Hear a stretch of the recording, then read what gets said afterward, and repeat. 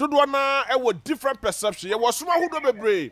Was asase so bia won nti ase ne the way a osi eti Easter se. Afofi de nya bi kwa nya dodo na anagitum. Enya Christopher dodo na anagitum. Enya agidifo na anagitum. Nanso agidifo no bi se a word celebrated because Yesu samre way ena owu sorry ye no beji adasama yina enkwa eno ti ene eda so etiase papa otimeka Christ asumdwe ka na no pay enka so me watiefo nyina me gide se bibia boko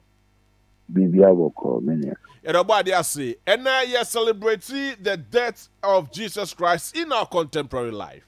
na ye ni na kwakoye Easter ye kasa Easter papa munim ne Bible nature ene ne commentaries ahodo ewo hu yina ye kasa Easter se kire sen madam wase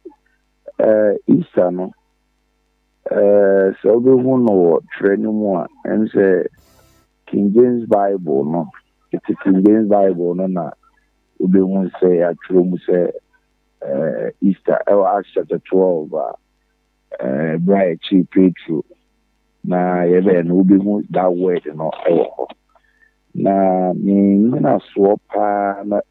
tetimu ase eba Israel for won kwasumu Nyankopon pense oyi omo efiri ho na oyi omo free mo no efiri fire nsem eno njo ka che Israel for ne se omo emfa agwama woni dem ne moja ena enye omo puno ano na so wubofo no etwa ebibru ha obitwamu akọ that is the Passover in the Easter no eno ani twam afasha Easter na ani twam afasha no Passover no so Nyankopon adwo mu efi uwo ensem nti ni si ni yede ba Kristo enu Nyankopon egwama wabeje yen efri boni eni uwo mu na wamaye enkwafofo enu nti eni celebrate this Easter.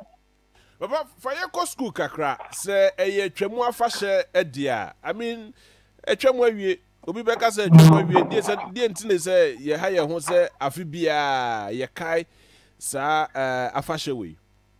enye twemu se etwemu kasa nye se etwemu nemu kasa no exercise uwu bi twa nti uwu edma vanenza nkanipe se twemu na yeka nti Onyankopon ekachrewo ese